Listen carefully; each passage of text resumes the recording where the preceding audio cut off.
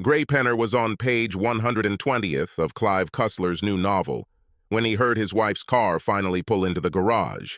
He touched his Fitbit and saw the time. 2017. He winced. This is the third time this week that his wife has been late at work. Until 4 months ago, in all 7 years of their marriage, she had never come home late. Gray was not born yesterday or the day before yesterday. The first few times Kelly called to report the delay, he didn't think anything of it. Then he noticed that one evening, when she returned home later than usual, her lipstick was slightly smeared, which was almost unheard of, since Kelly is practically obsessed with her appearance. He was sure he had noticed the foreign scent of aftershave when she leaned in to kiss him, so that night in bed he deliberately pressed himself against her neck as he stroked her from behind with a spoon. He didn't know much about scents, but he knew there was a significant difference between the White Shoulders perfume he bought her and whatever the hell she smelled like. Crap. Gray almost gasped when his red-haired wife walked through the door. At 30, he felt that she was still as beautiful as when he first saw her in college, and his almost convulsive sigh was his usual reaction whenever he saw her after being separated for several hours or more. Entering the house, Kelly smiled to herself as she saw her husband's usual reaction. She knew his reaction was a sincere compliment, and besides, she had to admit to herself that she was turned on by her husband finding her attractive so soon after she had touched another man's lips. "Hey, honey," she said, moving closer to him, kissing him quickly on the lips and turning to head upstairs, her now invisible smirk both confident and condescending. "Make yourself comfortable. I'll be down in a minute." While his wife entered the house and went upstairs, Gray did not say a word, and she did not seem to notice. However, he noted the now familiar smell of aftershave lotion. Not for the first time, he furrowed his brow as he walked up the stairs, anticipating the impending confrontation that had to happen soon if he wanted to save his marriage. At this point, Gray was confident that his wife had not yet crossed the line in her relationship with handsome Paco Rabanne, as he mentally called her potential seducer, but in his opinion, she was getting closer. For 7 years, Gray feared that his beautiful wife would one day realize that she had married a man unworthy of her from an aesthetic point of view and would try to make amends. Gray did not consider himself an ugly man, but in his opinion, he had an average appearance and could not compare in any way with his stunningly beautiful wife.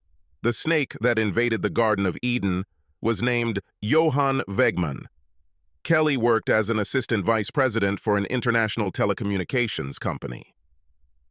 Johann was a well-built 40-year-old blonde man who had moved to work from the company's headquarters in the Netherlands about 6 months ago. For the first 2 weeks, Gray heard far more than he wanted to about the Dutch settler, before Kelly went completely silent. Gray became suspicious. "Hey, is that new Dutch guy still working in your office?" Gray asked over dinner one night as Kelly talked about her day. "Yes. Why are you asking?" She answered, somewhat embarrassed. "For weeks, he was the only one you talked about." "And now it's like he's completely disappeared," Gray said. "Well, he works in a different department.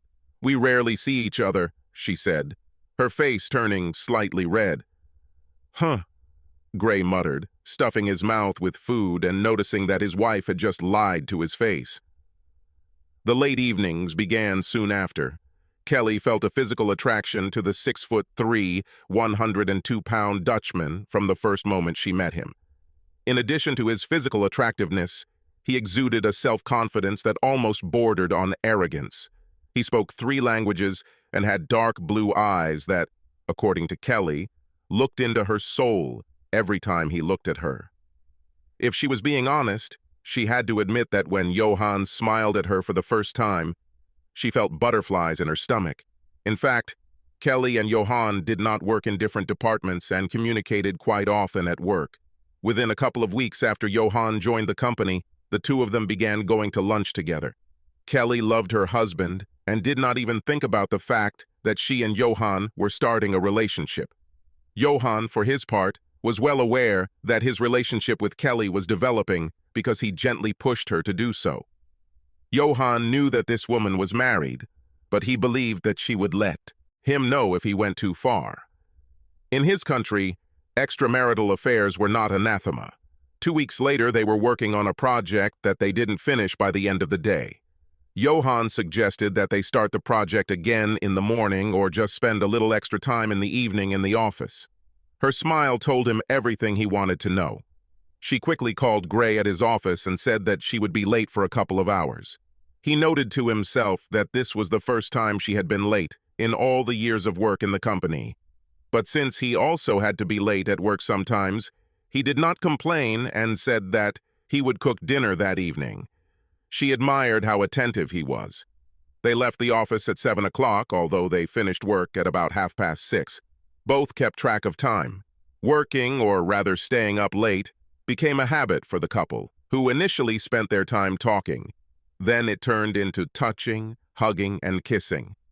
Kelly was well aware that she was teetering on the edge of a slippery slope, but she liked that she had a husband and a boyfriend. In fact, she was so caught up in her feelings that she either didn't notice or didn't care that her husband noticed. After graduating from college, Gray got a good position with a good salary at a small local telecommunications firm. Kelly, who had the same education as Gray, began working in a less senior position at an international firm. They planned not to have children until they were 30. It was also soon decided that Kelly would be the first to return to online college to earn an MBA and advance within her company.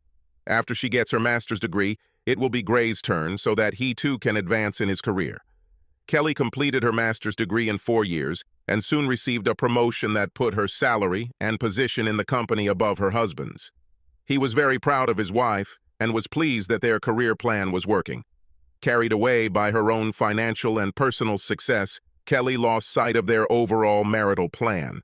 When it was Gray's turn to get a master's degree, she said they should instead use the money to buy a house in which to raise their children. Gray was unhappy that his dreams didn't come first, but had to admit that buying a house for their future family was a good idea. He could always go back to college in a couple of years, she reminded him. Kelly always had something serious in mind for the couple to spend their money on, rather than Gray's MBA. He didn't want to seem selfish, so he always agreed with his wife's wishes. Kelly's ego really liked the fact that she was the main breadwinner of the family and that she had the biggest job of the couple.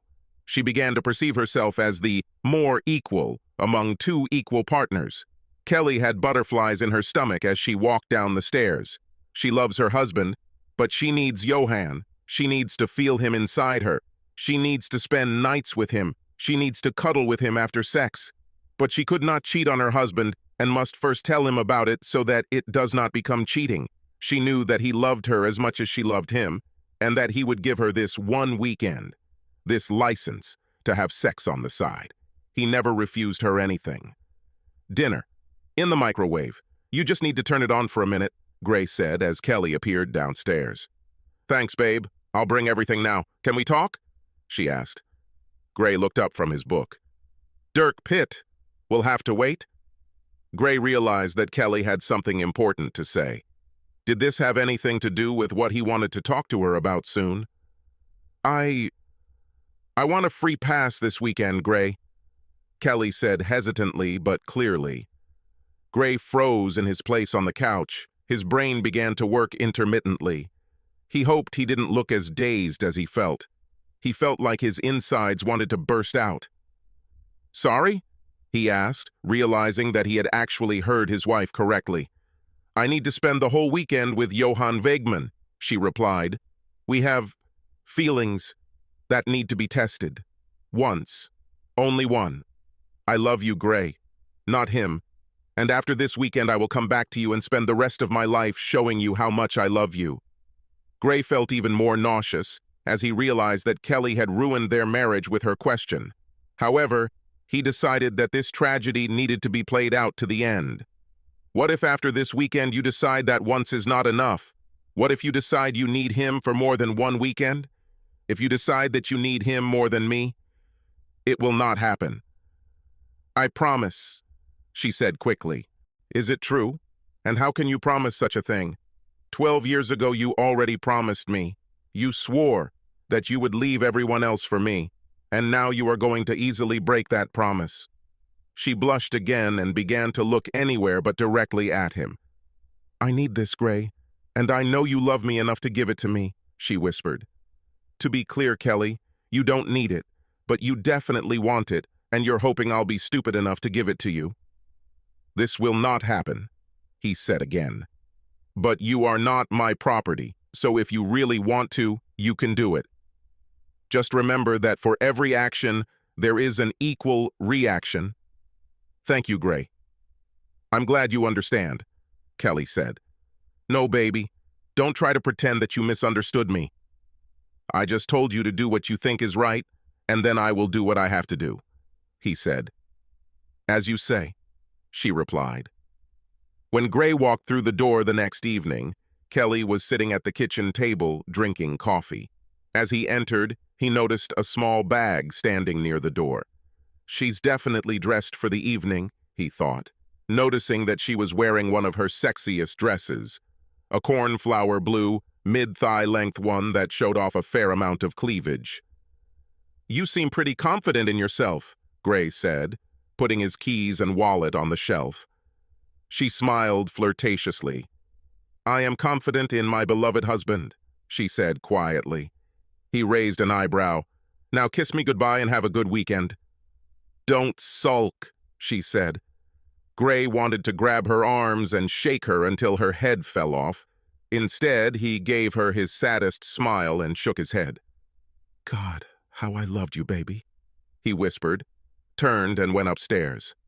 Although she realized he didn't kiss her goodbye, Kelly didn't notice Gray's use of the past tense of love as she left the house.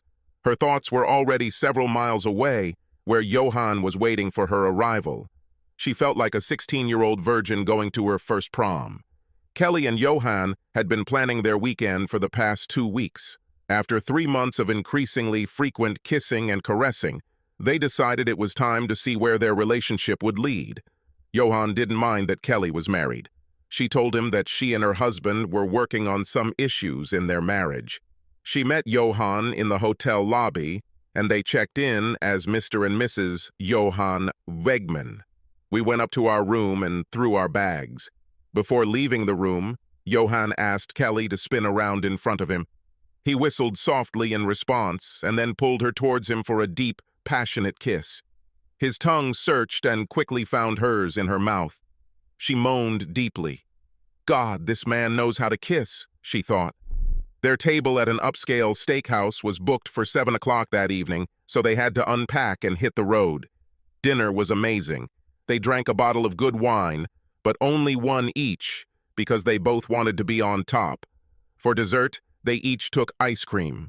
During the meal, they talked in low voices, enjoying each other's company. They touched each other tenderly. To any observer, they looked like a very loving married couple.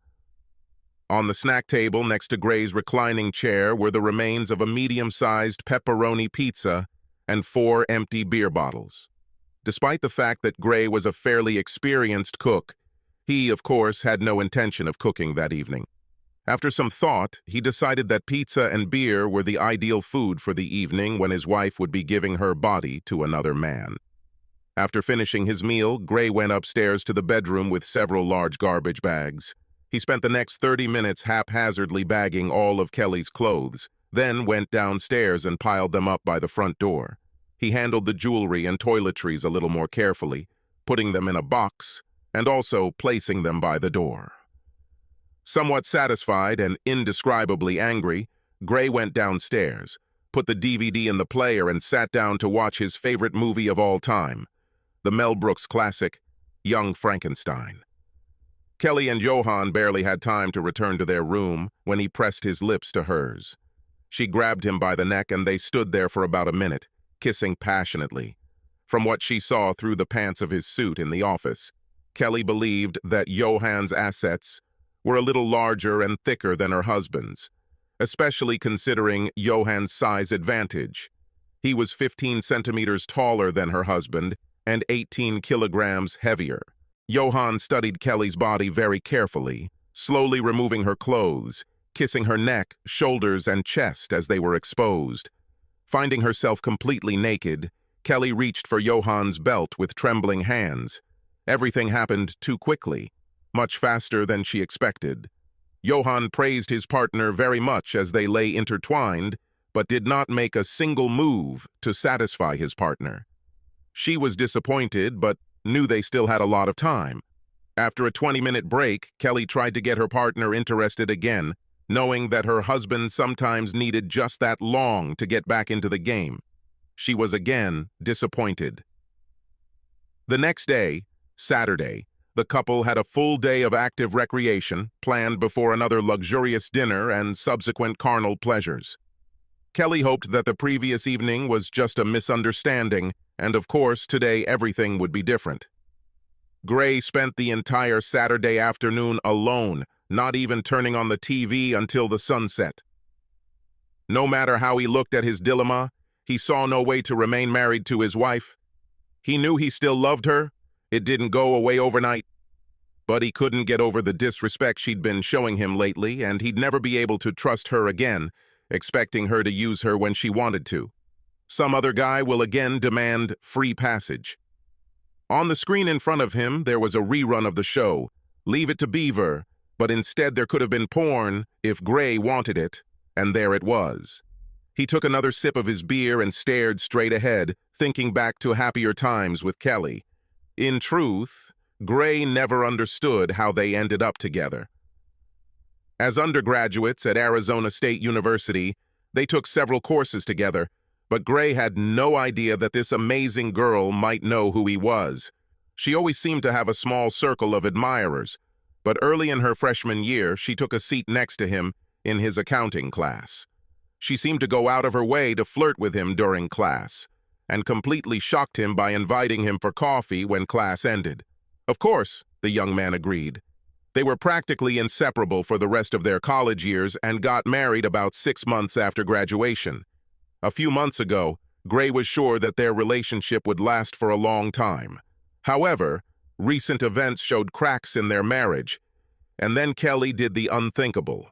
Kelly lay in bed next to the sleeping Johann, wondering how much sucking up she would have to do to get her husband to forgive her for the untimely weekend. She had heard the words her husband had said to her when she had told, about the free pass, but she knew Gray loved her too much to let one weekend ruin their marriage. However, she also never thought that she would have to worry about her husband while she was with Johann. The day spent with Johann had been wonderful. He had excellent manners and a magnificent personal charm, but upon returning to his room on the second night, his charm seemed to have deserted him again. He was again selfish and clumsy, despite the fact that the woman again gave him the opportunity to doubt himself. She wouldn't even call what they were doing sex. Yes, Johann tried to be physical, but it was more like moving a saw in and out than anything else, and he didn't care about his partner at all, in her opinion. And that's why I pissed Gray off? She thought to herself. God, what a fool I am. After sex in the dew, have a nice brunch, Johann smiled as he and Mrs. Wegman left the hotel. All this time, Kelly was kind and smiling. They kissed passionately in the parking lot. Kelly considered it the most passionate part of the weekend, then got into their cars and drove home. Kelly used the hour-long drive home to clear her head and strengthen her position in a long-running dispute with her husband over her free passage permit. She was confident that Gray would eventually give in, despite his initial anger and threats. In the end, she almost always got her way. At worst, she thought, she will order sexy lingerie and stiletto heels, and maybe a leather bustier. She couldn't help but smile, thinking about how easy it was to trick a man around her finger. Kelly drove the car into the garage and turned off the engine. She checked her makeup again in the rearview mirror, took her bag from the back seat, took a deep breath, and walked into the house with her head held high. "Hey, I'm home!" she shouted, entering the kitchen from the garage. She waited a couple of seconds for Gray to greet her, which would have been normal, but she was disappointed. She heard the big screen on in the living room and went in, irritated by what she thought was her husband's childish behavior. Gray sat in his reclining chair, watching a baseball game. Looking up from the screen for a second, he nodded towards his wife, not paying attention to her. Needless to say, she was unhappy. "Is this how you plan to play this out?" "Okay," she pouted, and left the room. What the hell do all those bags at the front door mean?" she shouted. When Gray didn't answer, Kelly walked over and opened the package. He heard her gasp, then heard more bags being opened. "Damn it. It's not funny, Gray. What the hell are you doing?" she shouted. "To make it easier for you to move out when I give you the divorce papers," he answered, surprising her by silently approaching her almost closely. "No divorce. There will be no divorce, you idiot," she said. "We talked about this. This is just one weekend. One. We've been married for 12 years. You can give me one weekend. First of all, we didn't talk. It was you who spoke, and I listened. You told me that you take permission to have sex on the side. When it was my turn to speak, I said I wasn't going to accept it. It's not my problem that you didn't take me seriously. We are married. That means no permits, ever," Gray said. "Will you actually divorce me because of one weekend out of the entire time we were together, and all the time we will be together in the future?" she asked. Now there was panic in her voice. "We won't be together in the future since you did that. I told you this." "Which, I'll do what I have to word, didn't you understand?" Gray growled. Tears began to flow from Kelly's eyes. For perhaps the first time in their marriage, Gray did not move closer to his wife to console her. "You cheated on me with another man. Just because you told me about it first doesn't mean it's not cheating, especially after I told you not to do it," Gray said. "You didn't tell me not to do it. You said I could make my own choice," she said, trying to turn the argument in her favor. "And be responsible for the consequences of your actions. It seems you can only remember what you want to remember," Gray said. Kelly literally stood still for several seconds, looking at her things in the bags. She was breathing heavily. "Well, I'm not moving out. This is my home too," she said. "Okay, but since your things are already packed, you can move your junk to the guest room." "I'm staying in the master's room," Gray said. "Okay," she grumbled and carried the bags up the stairs. "Will you help me?" "I've already done my part of the work," he answered. "I've collected my things." Gray returned to the living room and continued watching the baseball game. He heard his wife stomping up the stairs and muttering something. Finally making it downstairs, Kelly plopped down on the living room couch and began flipping through the Sunday newspaper that Gray had placed on the end table next to where she usually sat. She began flipping through the newspaper noisily, making sure it crackled every time she turned a page or changed position in her seat. "Don't you at least want to ask how my weekend was?" she pouted. "Why do I need it? I believe you had sex with him several times. Isn't that what people do when they cheat on their husbands?" Gray asked. "Well, we also went to some places, did some things, and ate at some nice restaurants," she whined. "Cute. Happy for you," Gray said. "Maybe one of your friends will be interested." "But your husband, not yet a husband." "No." Gray noticed that his wife didn't seem nearly as excited as he'd expected, especially after she'd made such a fuss about her departure. The fact that she wanted to talk about non-sexual experiences suggested that Johan might be more of a loser than a stud. But that's not my problem, Gray thought. Gray spent time Monday separating bank accounts and making financial maneuvers necessary for his pending divorce. He wouldn't be able to get an appointment with the family lawyer he'd chosen until a week later, so he knew he'd have to live in the same house with Kelly for a while. Kelly spent the day avoiding Johan. She was well aware that they were on opposite ends of the spectrum in terms of the weekend's success. She knew that their relationship had changed forever, and not for the better. She really wanted her husband to understand this and return to her, so that with Gray's help she could ward off Johan's future advances. Kelly's life suddenly became very difficult. Kelly was wondering what to do, talk to Gray again or just move on as if nothing had happened, hoping that her husband would eventually cool down. She chose the second option as the path of least resistance, not wanting her husband to call her a cheater again. After some time spent looking at the situation from all sides, Kelly was forced to admit that the word cheater sounded much more accurate than loving wife. She shook her head sadly, wondering if she would have looked at the situation differently if her weekend had been a resounding success rather than a dismal failure. Gray didn't say a word to Kelly when he returned from work and when they sat down to dinner. When he finished eating, he mumbled a quick thank you and cleared away his plate. "Sorry, Gray." "I'm so sorry," Kelly whined as Gray walked into the living room. "After all these years, I thought you loved me enough to give me a weekend." "Do I love you enough? I would think that after all these years you would love me enough to not ask permission to cheat on me," Gray said. "How selfish and deluded do you have to be?" The next day at work, things went even worse for Kelly. 5 minutes after she entered her office, one of her best friends at the firm walked in and closed the door, which was not a very common occurrence in the office.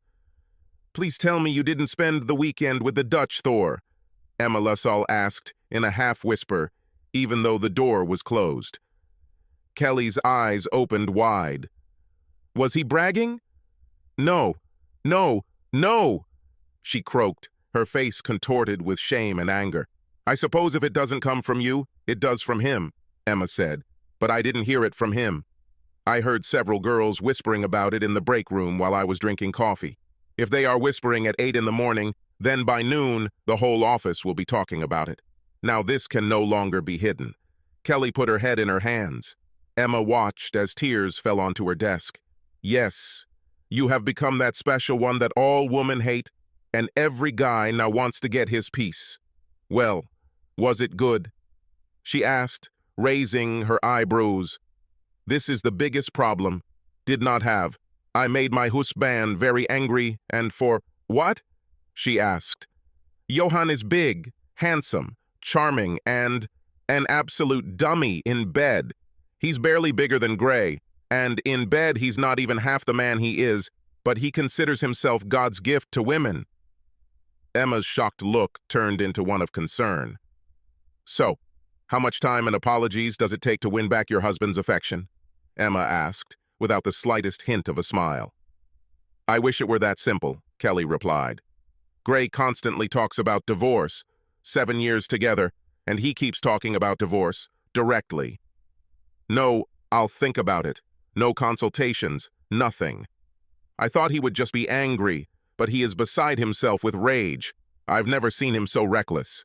But I warned him. Yes, but if he didn't approve of it, your warning means nothing. You're a smart woman and you really can't deny that you knew how this could end," Emma said. Coincidentally, Gray said almost the same words to Kelly 2 weeks later when she called in tears after being served divorce papers at the office. "You told me I could have sex with him." "He said I could," she sobbed into the phone. "No, I told you that this is your choice, but it will have consequences. You got what you wanted, and obviously, it didn't matter what I wanted," Gray said. A few weeks later, Gray received a call from his father-in-law and mother-in-law asking him to talk to their daughter and think about reconciliation. Gray loved his relatives and always got along well with them, so he tried to gently disappoint them. "She says she made a mistake, and you don't want to talk to her. You don't let her explain everything," his father-in-law harshly accused. "You're above this, Gray. Did she make a mistake? Did she really call it that?" Gray said this with more than slight irony in his voice. "Well, she never actually told us what the mistake was, but after 7 years, don't you think you should show her some courtesy?" said Ken Clayton. "She didn't tell you the whole story, Ken." "I wouldn't call it a mistake that she gave herself permission to have weekend sex with a coworker. I warned her there would be consequences," Gray said. "Oh, no, no, she couldn't be that stupid," Ken cried. Gray did not consider it necessary to respond to what he was sure was a rather rhetorical remark. I'm really sorry," Ken said. "I do not know what else to say. I won't bother you anymore." The day after his conversation with her father, Gray groaned when he saw Kelly calling him. "Another whine is coming," he thought. "I'm sorry, Gray, that my father called. I think you realize that I wasn't very open with my parents.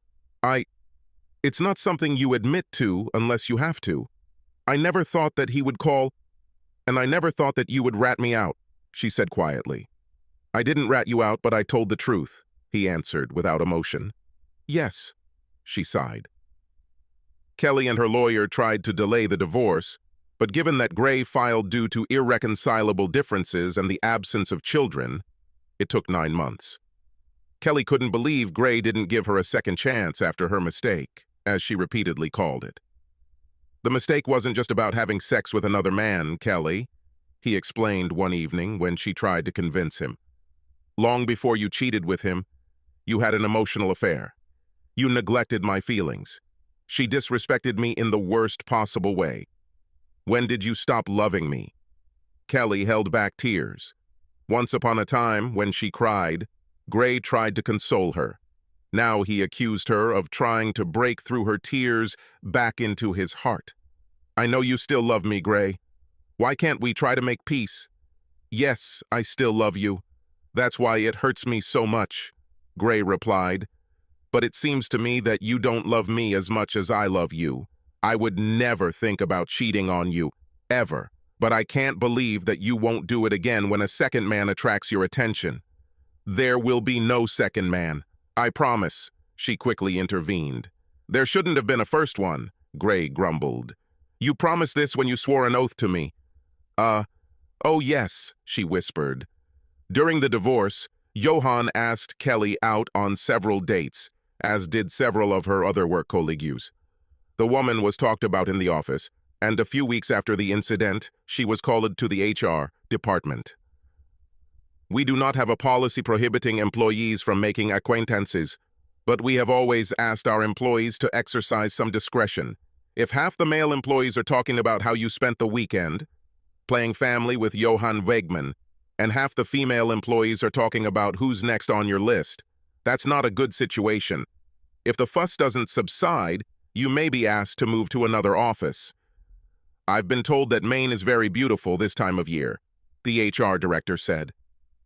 A day later, Johan again found himself in Kelly's face and asked the woman on a date. After the HR director's warning, she was not in the mood. Well, baby, your husband is divorcing you. We won't even need to leave town for the weekend, Johan said. Don't you understand the hints? She snapped. I ruined my marriage for mediocre sex that I just wanted. Mediocre sex. I was such an idiot. Now go away, Kelly screamed. 2 weeks later, Kelly agreed to move to North Carolina. By the time she left, everyone in the company knew that Johan was not the stud he thought he was.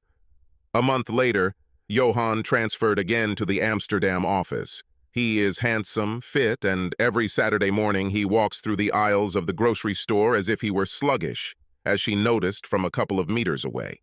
He never seemed to notice her, which was the norm in her life. Margaret Scanlon, known to her close friends as Peggy, worked as a 5th-grade teacher at a local elementary school. Her appearance was average. Her physique, as she considered it, was average, which meant she had nothing to attract a handsome, obviously lonely man. She is 29 years old, and in a few weeks she must cross the threshold of 30, with no prospects of leaving bachelor life anytime soon. Peggy wondered how a man as attractive as him could still be single. He looks to be about 30. He doesn't come across as a player, and he looks lost, perhaps broken. Graypenner doesn't have a wedding ring on his left hand, but Peggy knew he was single before she even looked at his hand. The items in his cart said everything about his marital status. Pop-Tarts, frozen pizza, macaroni and cheese, beer, and grilled meats. Nothing says singleness, and maybe even divorce, like these products. Many people call Peggy Mouse.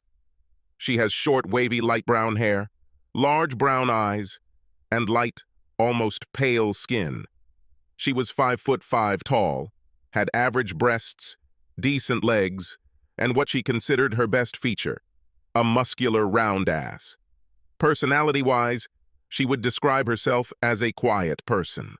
In college, her friends considered her an ideal partner, thanks to her friendliness, loyalty, and ordinary appearance.